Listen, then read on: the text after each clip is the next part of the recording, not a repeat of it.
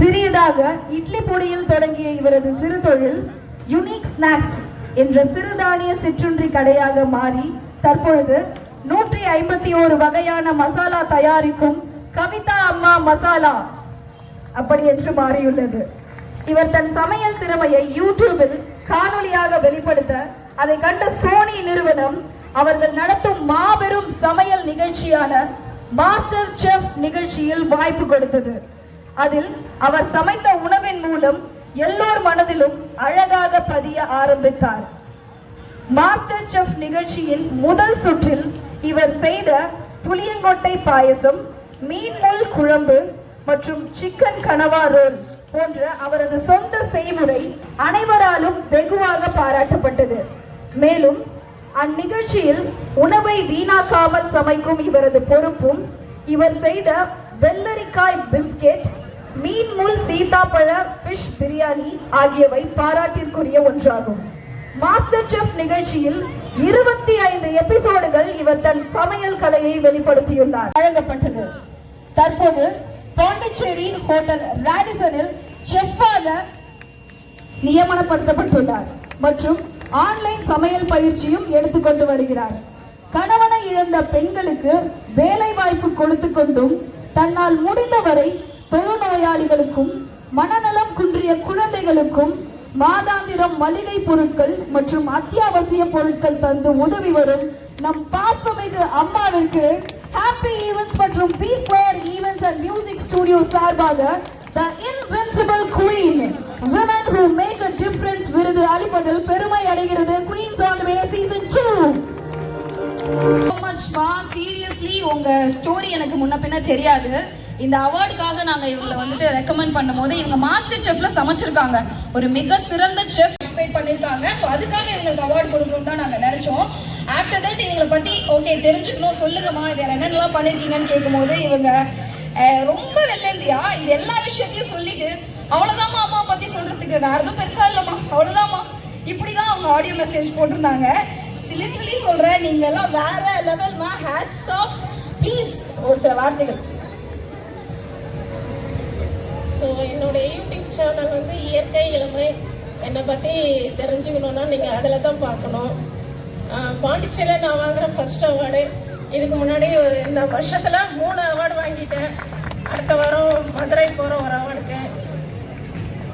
போன வருஷம் வரைக்கும் நானும் உங்களை மாதிரி மேடைக்கு தான் நின்றுருந்தேன்.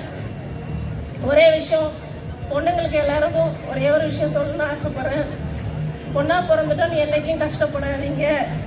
உங்களை கேலி பண்ணால் கம்முனே போயிடுங்க. ஏன்னா அவங்களுக்கு நம்ம வந்து தரமான்னு சொல்லிட்டு ப்ரூவ் பண்ணணும்னு அவசியமே கிடையாது. இன்னைக்கு எல்லா பெண்களுக்கும் ஒரே ஒரு விஷயம் சொல்றது என்னன்னு கேட்டிங்கன்னா, தயவுசெய்து எல்லாரும் சம்பாதிங்கப்பா. சம்பாரணம் இல்லாமல் ரொம்ப வீட்டை விட்டு வெளில வந்து ரொம்ப கஷ்டப்பட்டேன். என்னை வந்து எங்கள் ஹஸ்பண்ட் வந்து நீ குண்டா இருக்கிற, உன்னை பிடிக்கல அப்படின்னு சொல்லிட்டு போனோடனே என்ன செய்யறதுன்னு தெரியலப்பா. வீட்டை விட்டு வெளில வந்தோடனே எங்கள் அக்கா மாமா தான் ஆக்சுவலாக மேடை ஏறினோடனே எனக்கு அழுகு வந்துடும். ஆனால் இந்த மேடையில் அழக்கூடாது அப்படின்னு. ஏன்னா பிருந்தா வந்து ரொம்ப எனக்கு பிரமிப்பாக இருந்துச்சு. நான் இங்கே உட்காந்து பேசும்போது அப்பா எவ்வளோ தைரியமாக பேசிட்டு இருக்கேன் அப்படின்ட்டு. அதனால இந்த வாட்டி மேடையில் அழக்கூடாதுன்னு முடிவு பண்ணிட்டேன். ஸோ நீங்கள் எல்லாருமே என்ன செய்யணும்னா சம்பாதிக்கணும். உங்களுக்கு வந்து சமையலாக இருந்தாலும் சரி, எந்த ஹெல்ப்பாக இருந்தாலும் பண்ணுறதுக்கு நான் ரெடியாக இருக்கேன். நீங்கள் எப்போ வேணாலும் எனக்கு கால் பண்ணலாம். ஸோ என்னோடய யூடியூப் சேனல் பார்த்தா தான் அதில் நம்பர் இருக்கும். எல்லா இதுலேயும் நம்பர் கொடுத்துருக்கேன். ஏன்னு கேட்டிங்கன்னா, நைட்டு 12 மணிக்கு பீச்சில் போய் இறங்கிட்டோம்ப்பா, அந்த வாழ்க்கையே வேண்டாம் அப்படின்னு சொல்லிட்டு. ஆனால் அதையும் தாண்டி நான் வந்தது காரணம் இந்த மாதிரி பசங்களுக்கு ஹெல்ப் பண்ணணும் அப்படின்னு சொல்லிட்டு.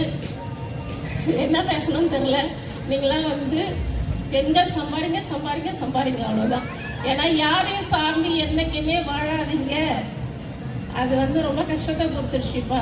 அதனால தான் நான் சொல்கிறேன், 151 பொருள் நான் மசாலா வந்து கெமிக்கல் இல்லாமல் கலர் இல்லாமல் கொடுக்குறேன். ஸோ பாண்டிச்சேரியில் எனக்கு யாருமே தெரியாது. இப்போல்லாம் நான் வெளியில் போனால் நீங்கள் மாஸ்டர் ஷெஃப் கவிதாவான்னு கேட்குறாங்க. எனக்கு ஒரு அடையாளம் கொடுத்ததே என்னோடய சமையல். அது மாதிரி எல்லா பெண்களுக்கும் ஒரு திறமை இருக்குது. அந்த திறமை என்ன அப்படின்னு கண்டுபிடிச்சிட்டு அதை நூல் மாதிரி பிடிச்சிட்டு மேலே வந்துடுங்கப்பா. பெருமைக்கு சொல்ல இன்னைக்கு மாதம் 1.5 லட்ச ரூபா சம்பாதிக்கிறேன். அதில் இது வரைக்கும் எனக்கு ஹெல்ப் பண்ணுங்கன்னு யார்கிட்டையும் போய் நின்னது கிடையாது. எனக்கு வந்து சமையல் காம்படிஷன் ஒரு வாட்டி நடக்கும் போதும் நான் வந்து எல்லாரும் பெரிய பெரிய ஷெஃப் கிட்ட கேட்பாங்க. நான் முதல்ல ஃபோன் பண்ணுறது எங்கள் மாமாவுக்கு தான் ஃபோன் பண்ணுவேன். நான் என்ன செய்யணும்னு கேட்பேன். அப்போ அவர் சொன்னார், ஒரு பொருளை எடுத்து 4 விதமாக சமைச்சு பாருங்குவார். அந்த மாதிரி ஒரு பொருள்லேருந்து தான் 4 விதம் கற்றுக்கணும். அந்த மாதிரி ஒரு தொழிலை கற்றுக்குன்னு 4 வெரைட்டிஸ் கண்டுபிடிங்க, 4 வகையில் சம்பாதிங்க அவ்வளோதான். நீங்கள் சம்பாதிச்சுட்டு உங்கள் அம்மா வீட்டுக்கு செய்யணும். ஓகேவா? ஸோ எனக்கு ரொம்ப சந்தோஷமாக இருக்குது. பிருந்தாவுக்கு ஸ்பெஷலி ரொம்ப நன்றி சொல்கிறேன். Okay, thank you. எல்லாரையும் பார்த்தது ரொம்ப சந்தோஷமாக இருக்குது. Thank you very much. எல்லாருமே எங்கள் வீட்டுக்கு வந்துடுங்க.